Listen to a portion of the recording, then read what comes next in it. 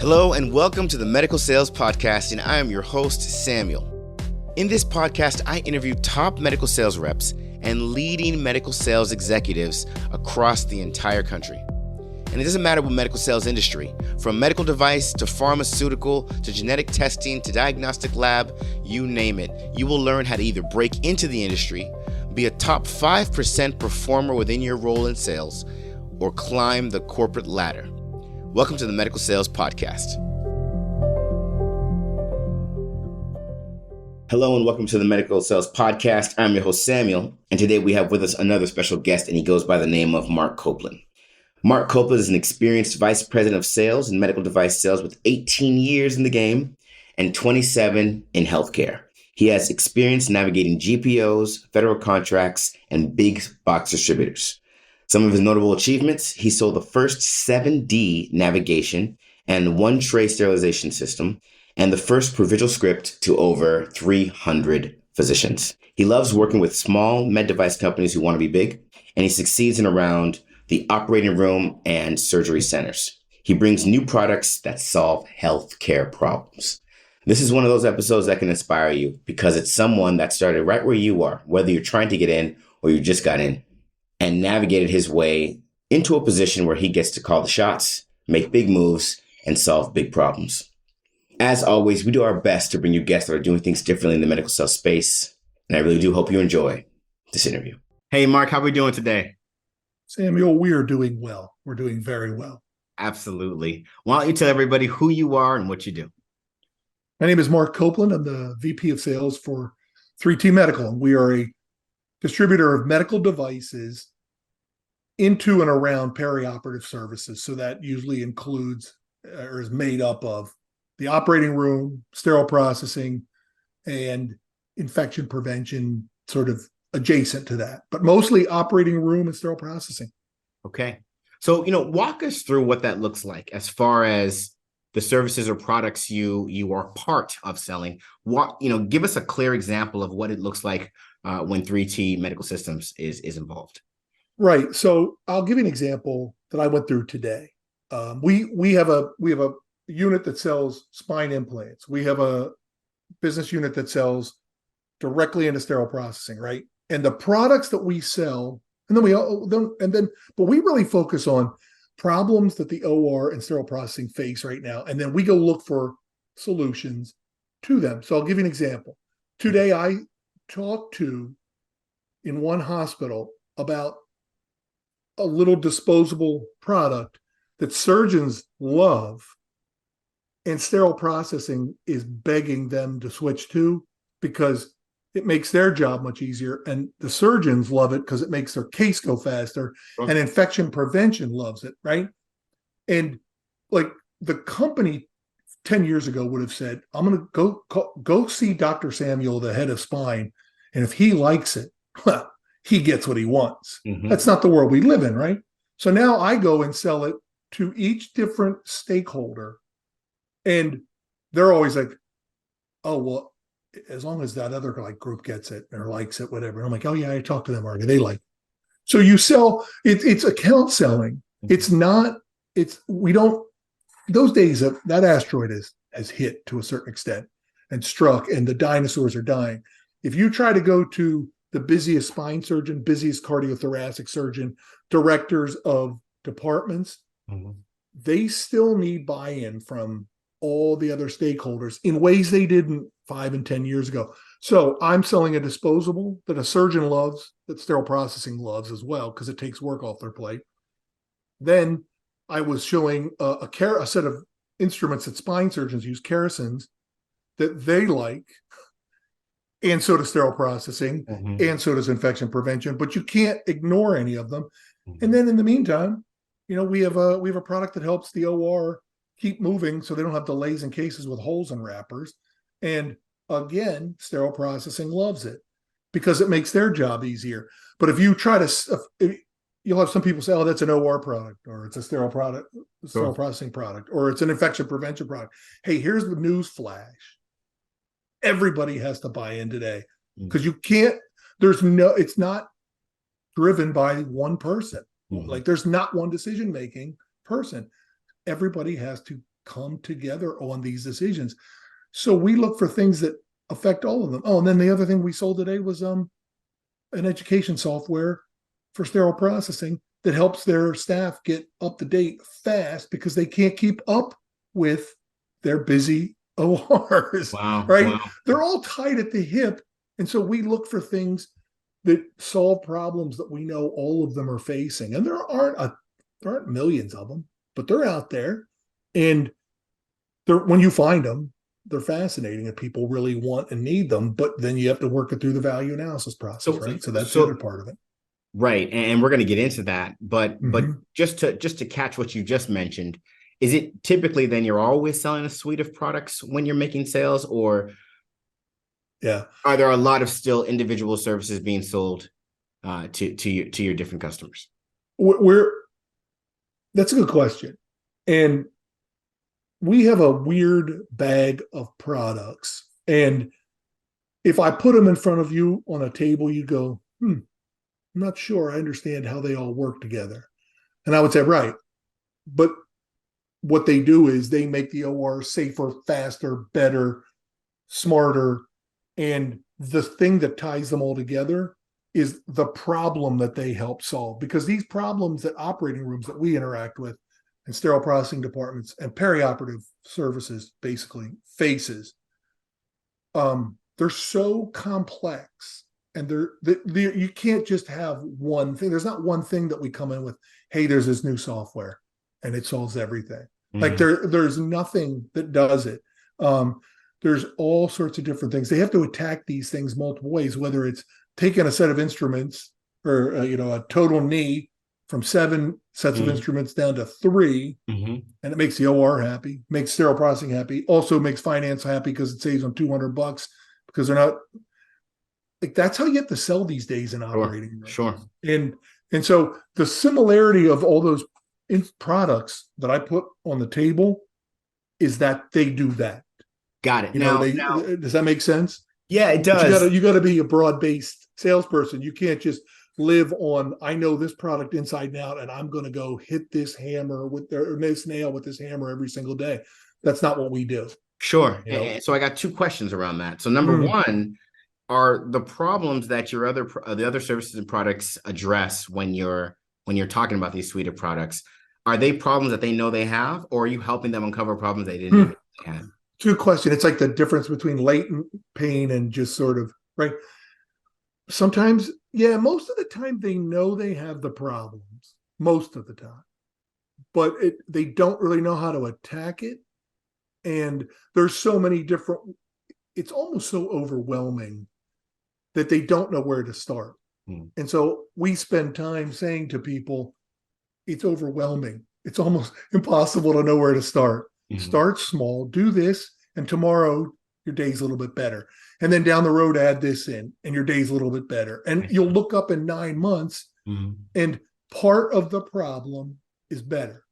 And it will be better in this department and that other department and that third department, all of those that you guys are all tied to the hip.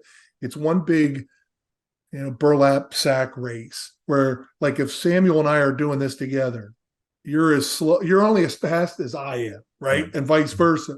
And if I'm and there's a problem right now, the OR is getting faster, getting more complex, getting more technical. Sterile processing can't keep up.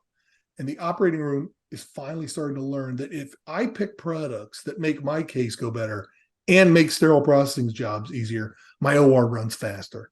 Sure. And more, and that's important. That's so that's what we talk about all day long. And okay. How are you going to do it? Does that make any sense? Yeah, no, it does. Rambling? No, it does. But I want to dig into it a little bit. So, I've always thought that, at least for the last 10 years, regardless what you sell, there is more buy-in than just the provider. There's buy-in on multiple levels. But you've highlighted that, I guess nowadays it's even a bit different. Give us a little bit more context on what you mean by the buy-in is even, I guess, more pronounced than it used to be, 5-10 years ago. Yeah, because here's what I would say.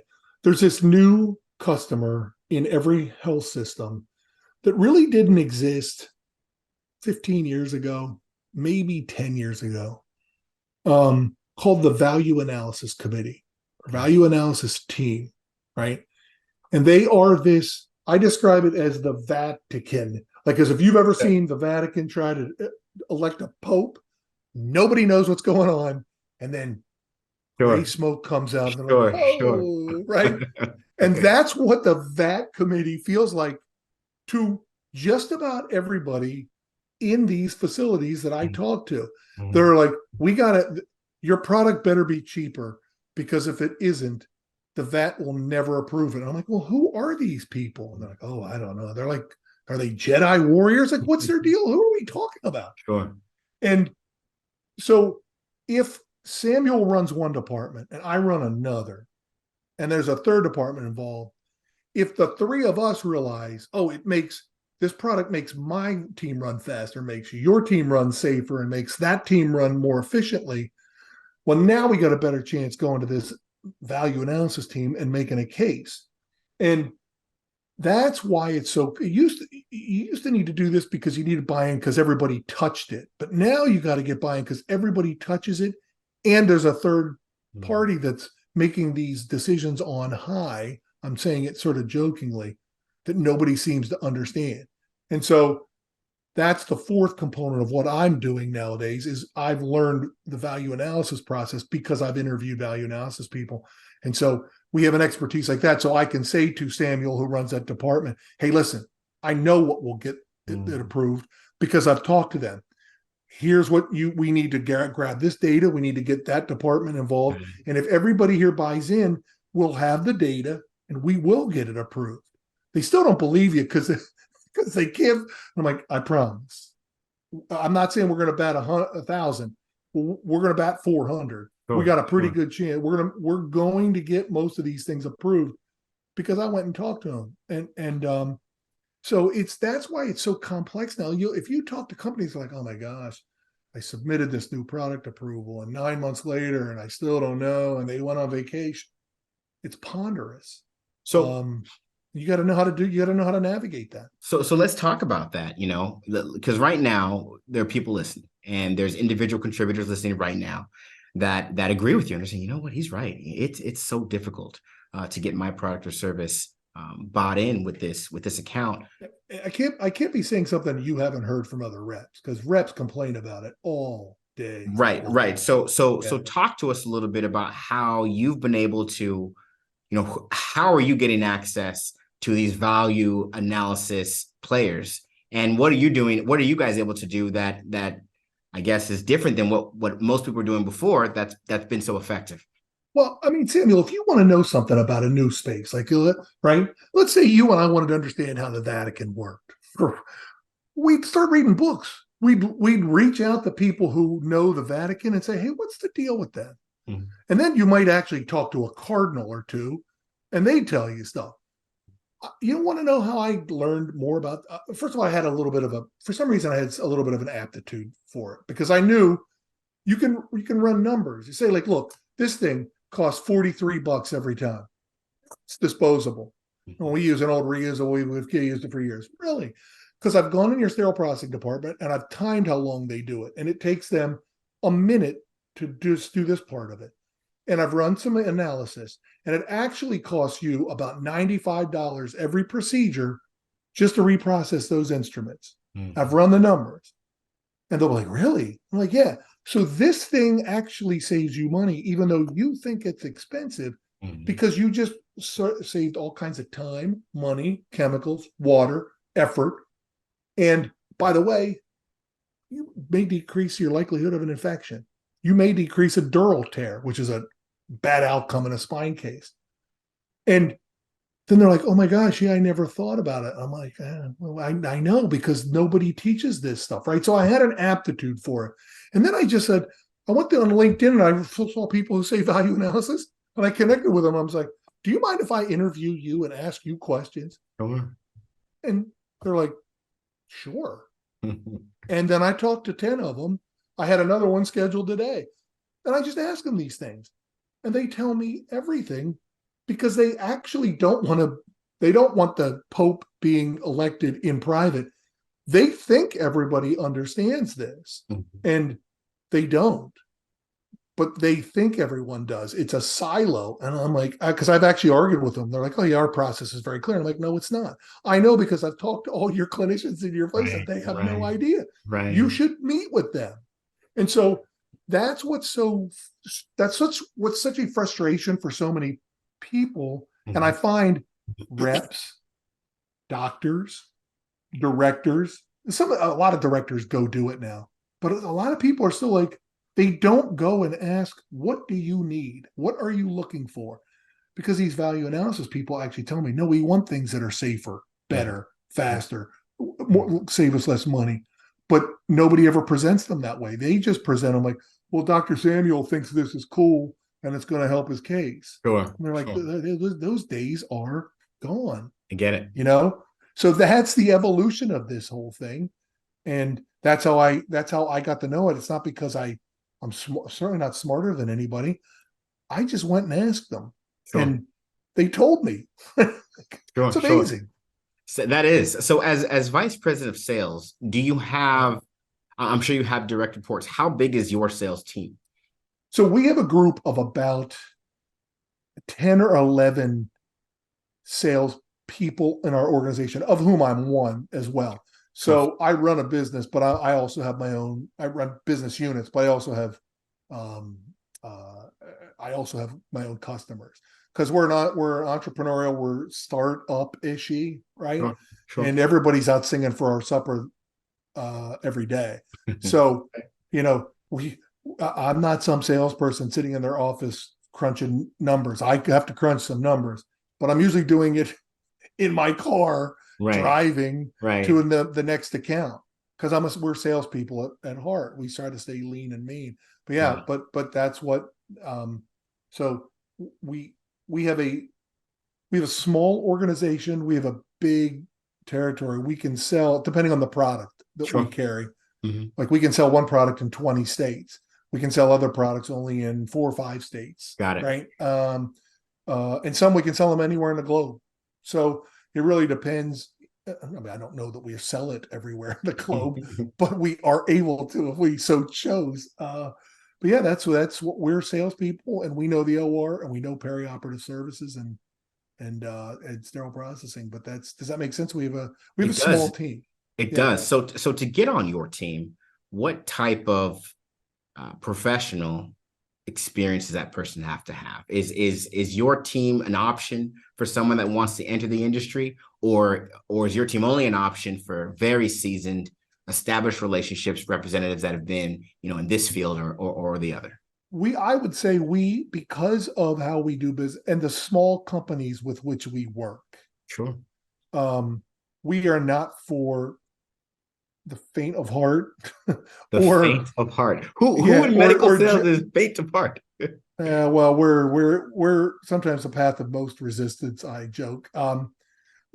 Because when you deal with small companies, we have had people come from bigger companies. Sure.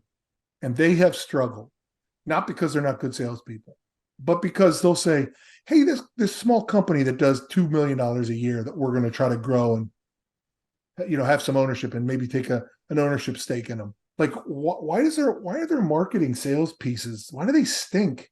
Why can't I get a nice video to show? And I'm like, well, because you don't get it. The guy that wrote the distributor, the distributor agreement, that guy, he's the one who also does the marketing. Right. Because so that's we end up being that's why I say faint of heart, because if you have an expectation of all of these, like if you think you're going to battle with you're more like the SEALs. We got what we're carrying, as opposed to the whole group of troops coming in behind us. And there's nothing wrong with that. I worked for Pfizer. I worked for one of the best companies on the planet at one point doing that. But it's just different. It's just a whole kind of different approach. And you have to be able to sell without having the best whiz bang demo or, I think you understand sort of what I'm saying. I do. And you don't have the best table at these conferences. You go to these conferences and the companies spend $2,000 for a Yeah, table at the big joint conference. you guys got the table and the tablecloth and maybe one Exactly. piece of Yep. of a promotional material. I get it. And there's a lot of people who are like, hey man, I want to be with number one. Right. And I'm like, okay, fine. Then you're probably not going to be for us. We're the people that bring the first one to people, and we kind of like that. So And that's then just different. would you say that you attract people? Because I'm thinking you do attract people from big companies because they want to get away from that big company culture. They want to join something that's more entrepreneurial. Maybe allow them to get a bigger stake in something, and so they find you guys. Or is it just a little bit different than that? No, you're absolutely thinking the right way. The problem that we have seen is for everybody that wants to go out and they're sick of the corporate thing and blah Right. blah blah. Right. And then they it's funny, Sammy, you can spot them like this fast because they come and sit here and like, oh, yeah, all they do is complain about where they came from. Mm-hmm. And then you finally get them to say, well, what's so interesting? Why would you want to be in an entrepreneurial space? And they're like, well, it just seems interesting, seems fun, but tell me about your 401k. Or tell me about Tell me about all your benefits. Tell me about your health plan. And you're like, well, okay.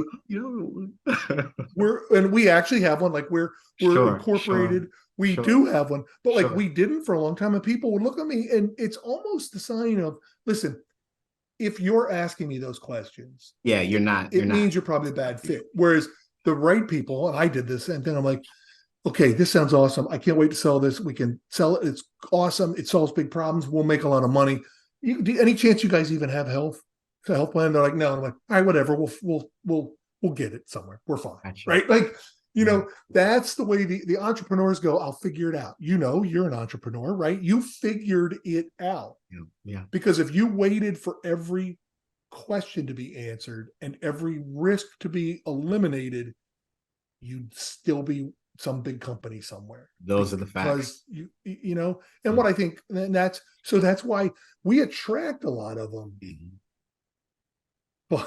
But a lot of them don't end up being a good fit because of that. And it's actually not a good or bad thing. It's a bad fit, right? Sure. It's a bad fit. Yeah, it's just what it is. It's just what it is. Yeah. Okay. Yeah. No, that makes sense. All right. So then, and I love this dialogue right now because it just kind of calls attention to your varied experience. So let's go back to your college days. And I'm assuming you weren't going to graduate saying, you know what, one day I'm going to be VP of a company called 3T Medical Systems. You probably didn't even know what was even something like that existed. So talk to us a little bit about what was the intention when you were graduating, and then walk us down the career track. I'll give the abridged version. I was a basketball player at a small college who studied some English classes because I thought I was either going to be a sports writer or a college basketball coach. And I was on the college basketball coach path for a couple of years, probably 3 years. Mm-hmm. And met a girl. I always joke, she doesn't know whether it's blown up her stuff, the basketball. And so I decided I went with her. I gotta get this one, and I gotta get a job so that I can, because I was making like $3,000 as an assistant coach at Division III colleges, right? You just make no money. Sure. It's fun. We won a lot. You make no money. Sure. So I go take a job selling windows and doors. I'm sorry, before that, forklifts, then windows and doors. Mm-hmm. Then I get a job with Pfizer and in Scranton, Pennsylvania, home of the office.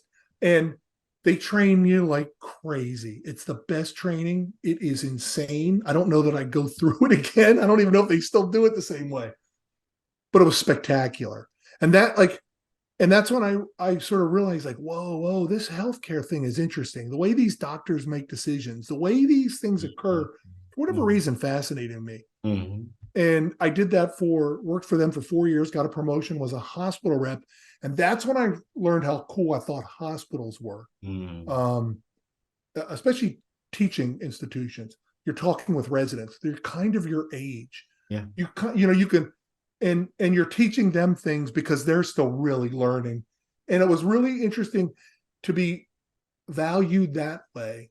Then I went to a biotech company because Pfizer got so big, and I was like, I can't. I didn't realize at the time. I didn't realize I'm an entrepreneur or a startup guy.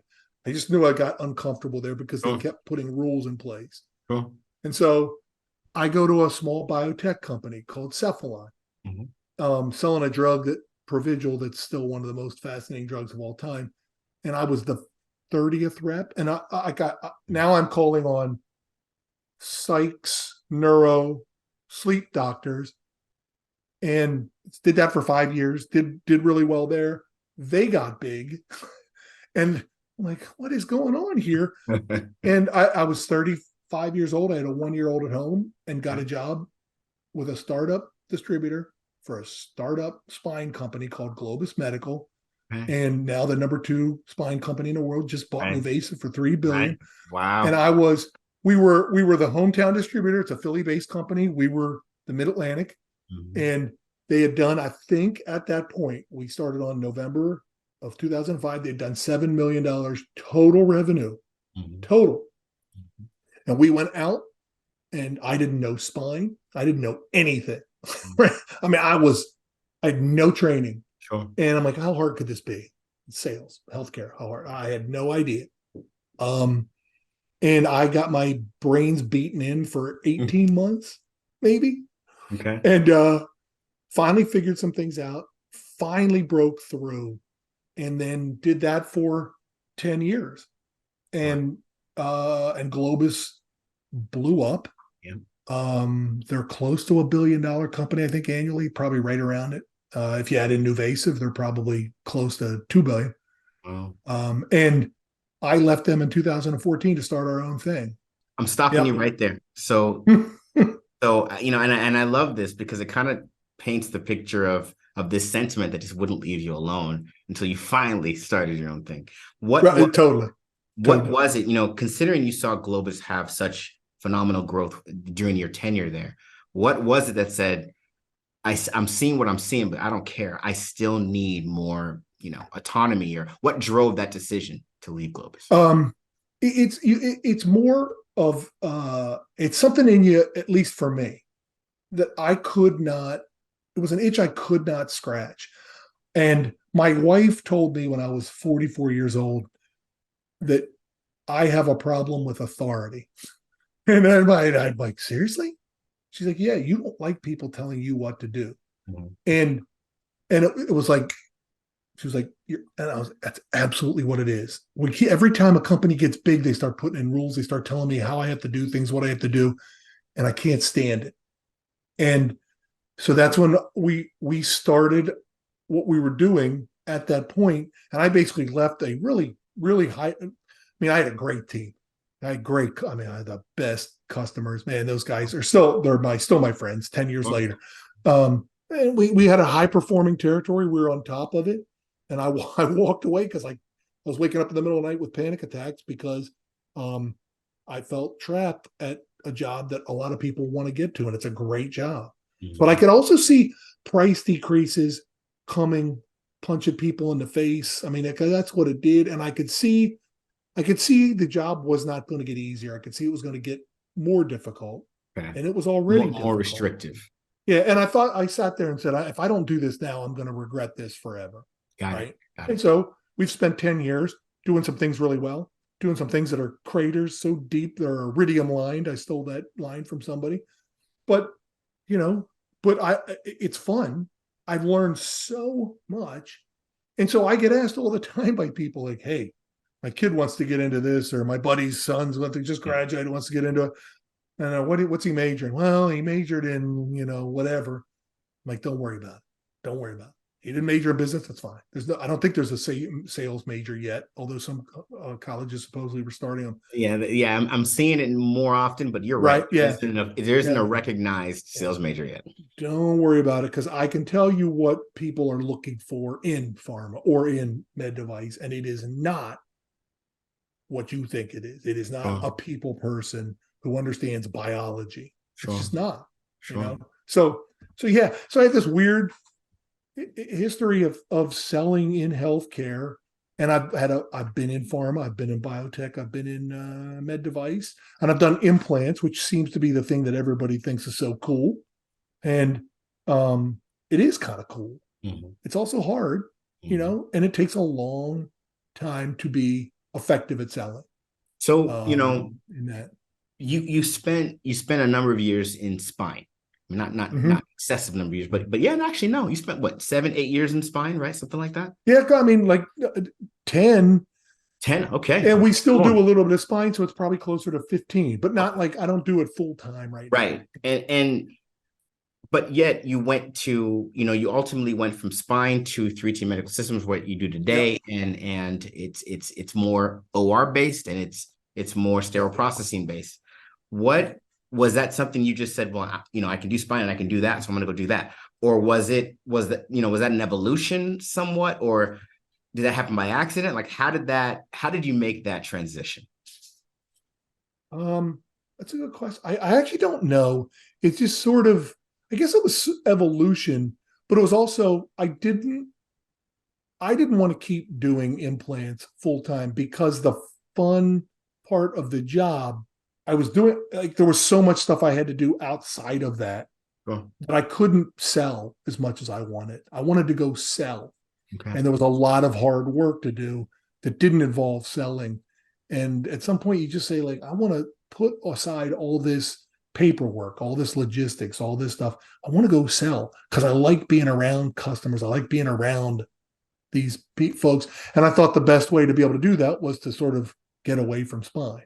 And then I was out of it for 5 years, and then we rolled some spine back into our business, and we do it pretty well.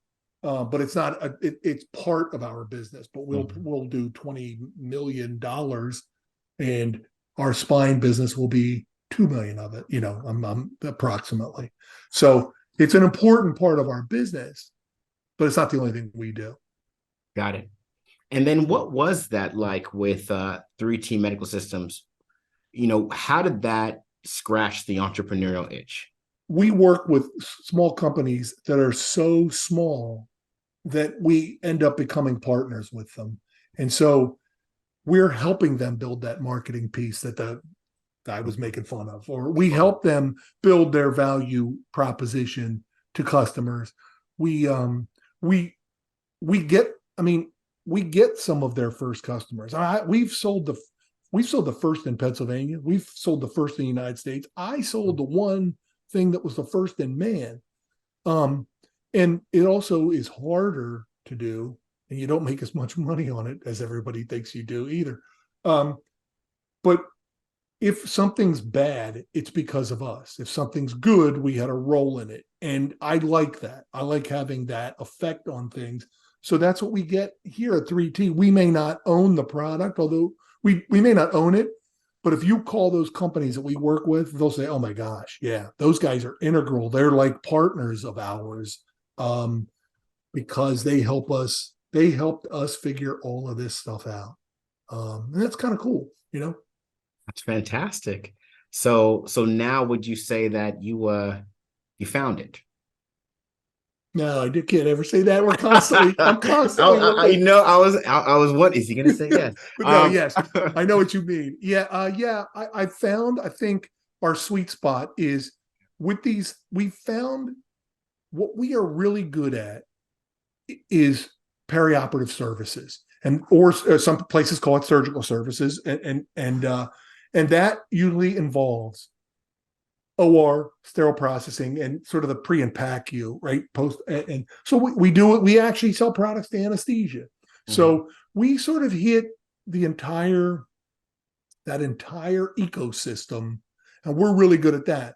And or at least we think we are, because we don't just know this specialty or this product. Right. We know the whole ecosystem, and I think that makes us effective. Sure.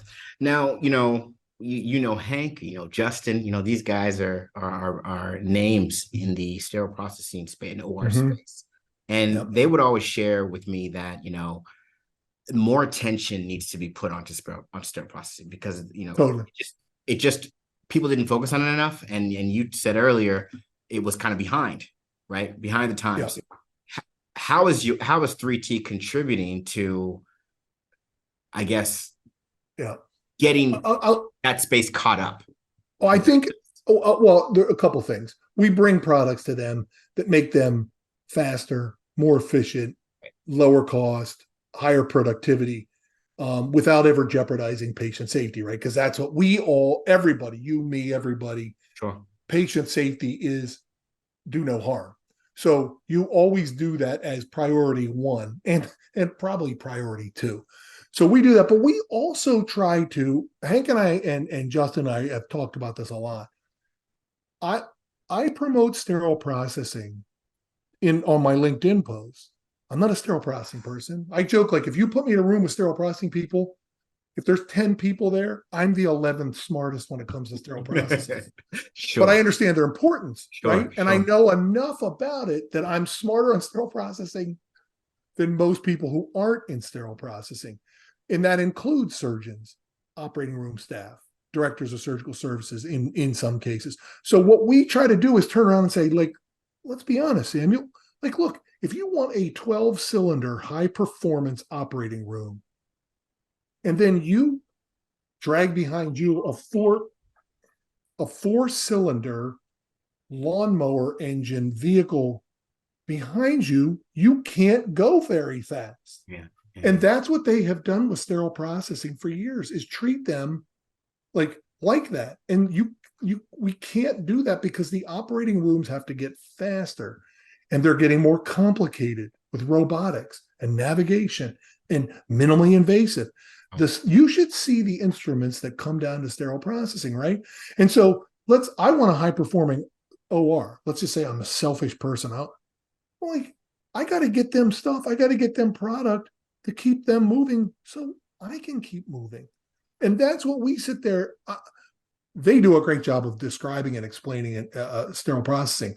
But we stand here and say, it's part of the value analysis process. It's part of your patient care. It's part of your OR. And nobody tells the OR that except us and the Beyond Clean guys. Right. And that's why we sort of end up being partners with them, but we can explain the operating room to a lot of their team in ways they're unfamiliar with because they haven't stood in the OR and had a dural tear and have surgeons throw instruments, and we have, and sometimes at us, right? So that's where we just try to have a foot in all these camps and talk the other camps to the ones that we're in front of, because it's the only way things are going to get better. No, you're right. And it actually calls a question. So with you guys having your hands in so many different areas, you can kind of bring things together and help the right amount of attention get into the OR and keep the OR operating with everything else. What does the competition look like in your space? And as a competition, is there more competition because of the focus you guys are putting in? Other people are starting to notice, or is it not quite working that way? Samuel, I was raised not to say, pat myself on the back or pat us on the back, but I'm going to break that rule. I don't think there's anybody who understands the operating room and sterile processing as an entity better than we do. Now, you can bring in Stryker knows the OR probably better than we do. Steris probably knows sterile processing better than we do. None of them cross the line. None of them can do it like we can, and that's partly because I've got guys. We have 130 years of operating room on our leadership team of reps. Zimmer, Biomet, Globus, C-Spine, who have stood in ORs, and that we've sold products into sterile processing for 10 years, where we have been in sterile processing departments at 10 o'clock on a Friday night or on a Sunday morning, implementing stuff, putting it out. And I'm going to tell you, when I stand there and you're a sterile processing person and I'm the rep standing there, we're waiting for something to come out of the autoclave, you're going to teach me stuff. I'm going to ask you, what's this thing? What is low temperature sterilization? And you're going to be the expert, but I'm now going to be conversant. And then we stand there and people tell us, no, that's why I think people tell us nobody talks about these things like you do. And I say to them, because I don't think anybody really understands them. These things are so siloed, and the companies are so siloed, just like the organization. So if you have young listeners who are like trying to get into med device and things like this, you're an expert at helping them, right? They should probably call you. But my advice to them would be learn a couple of things. Learn value analysis. Don't be afraid of it.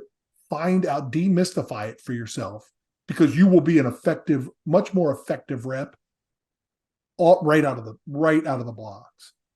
And if you learn all the other parts of what's going on in this OR, in this perioperative services setting, you'd be amazed at all the interesting companies that are out there that are doing fascinating things that need people in the operating room who understand it.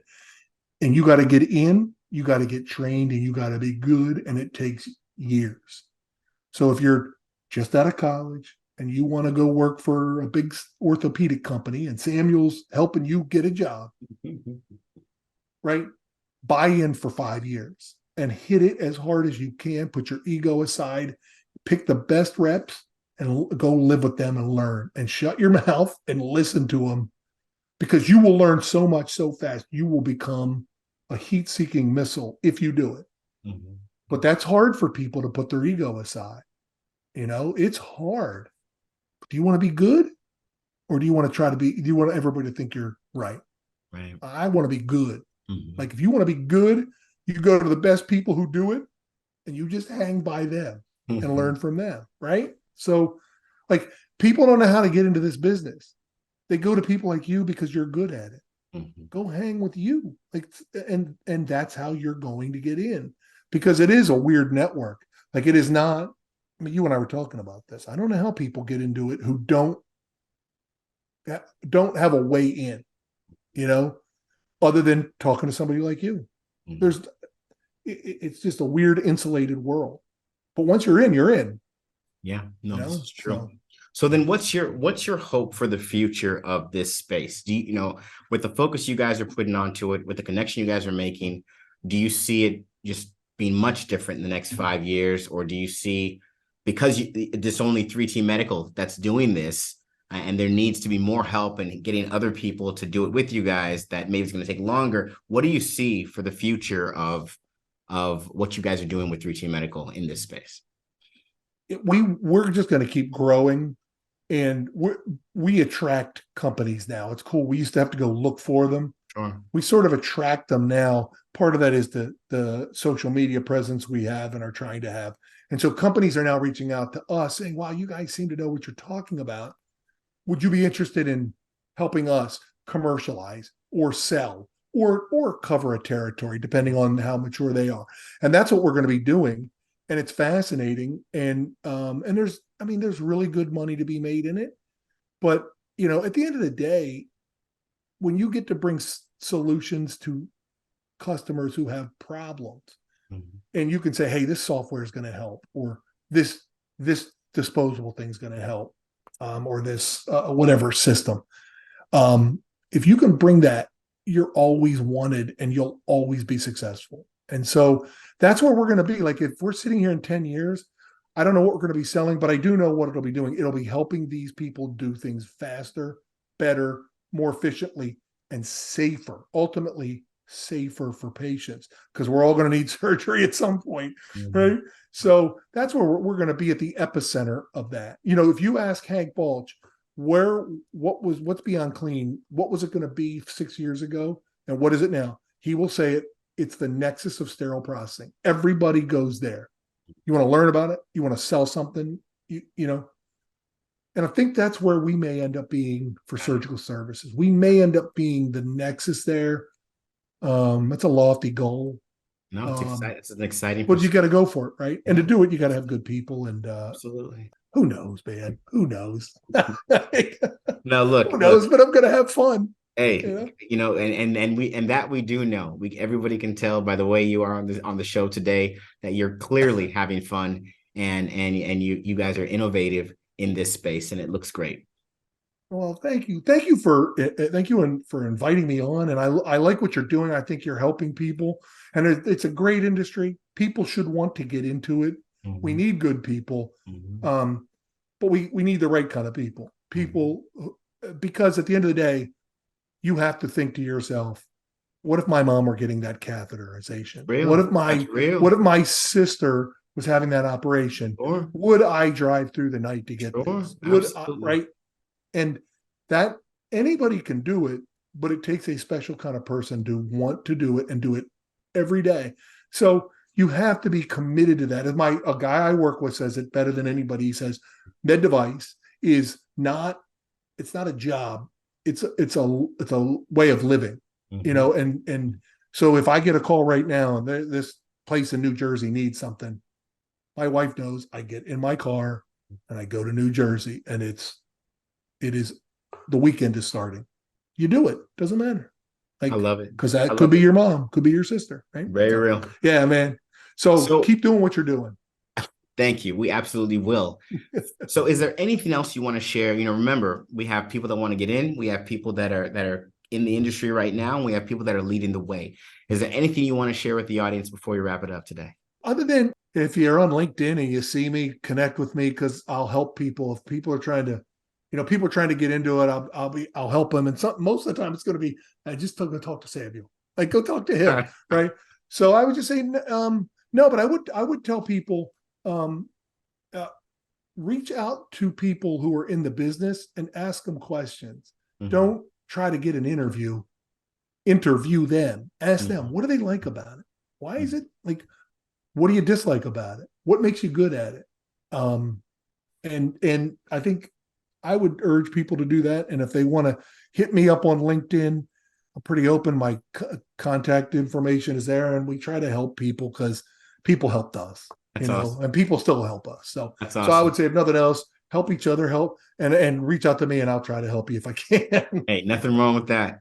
Okay, so before we wrap it up, we're gonna have a lightning round. Are you ready? All right, I'm ready. All right. So you have less than 10 seconds to answer 4 questions. First question being, what's the best book you've read in the last 6 months? Oh, absolutely. I'm trying to pull the name of it. Destiny of the Republic. It's about the history of the United States that nobody even knows, including me. It's fascinating. Destiny of the Republic. Who's the author? Destiny of the Republic. Yep. Who's the author? It is, thank goodness I had it right here. Candace Millard. It's fascinating. Alexander Graham Bell. I'm reading that. That sounds interesting. Yeah. And I love what you said about. Do me a favor. Give me history of America. Afterwards, you give me your address. I'll send it to you. You give me your address. I'll send it to I'm going to hold you to it. All right. Yep. Next question. What's the best TV show or movie you've seen in the last 6 months? Oppenheimer, I guess. Yeah, right? Oppenheimer. Is that it? Is that the movie? That's the one. It's good. It was good. I did see that. Okay, great. And then what is the best meal you've had in the last 6 months? Whatever I'm having tonight, because it's with my wife. It's with my wife. So Does she listen to the show? Does she listen to the show? She will now. I don't know. It's with her. Who cares what we're having? It's with her. She's wonderful. You know what? I'll let you have it. Okay. And then last question. What's the best experience you've had in the last 6 months? You know what it is? It's LinkedIn. I've been on LinkedIn for years, but I've started to post things. And the amount of interesting people and nice people and fun people that I have met through it it's just phenomenal. And so that's been my best experience the past 6 months. Hey, nothing wrong with that. Again, Mark, thank you so much for your time and sharing your experiences with us. We can't wait to see all the wonderful things you're going to continue to do out there with 3T Medical Systems. And thank you for being on the show. Thank you, man. I want your address. And that was Mark Copeland. Inspiring stuff, right? So some of you out there have listened to this episode and thought to yourselves, wow, that's where I want to be one day. Well, you already know what I'm going to say. Visit evolvesuccess.com and let's get you where you want to go. Again, I want to highlight something about the reality of this space. You have to work hard. Anything of value doesn't come easy. And if it does come easy, you need to know that there will be challenging times, whether it's in your pursuit of getting a position or whether it's when you first started with a position. It's always going to be there. So the best thing you can do is find your resource, apply yourself, do all the best practices, truly implement them, And when it gets tough, know that as long as you continue, it will happen. No ifs, ands, or buts. As always, we do our best to bring you guests that are doing things differently in the medical sales space. And I really hope you tune in next week for another episode of the Medical Sales Podcast. I hope you enjoyed today's episode. And remember, I have a couple programs that show you exactly how to break into the medical sales industry, become a top-performing medical sales professional, and also how to masterfully navigate your career to executive-level leadership. Check out these programs and learn more at evolveyoursuccess.com. Stay tuned for more awesome content with amazing interviews.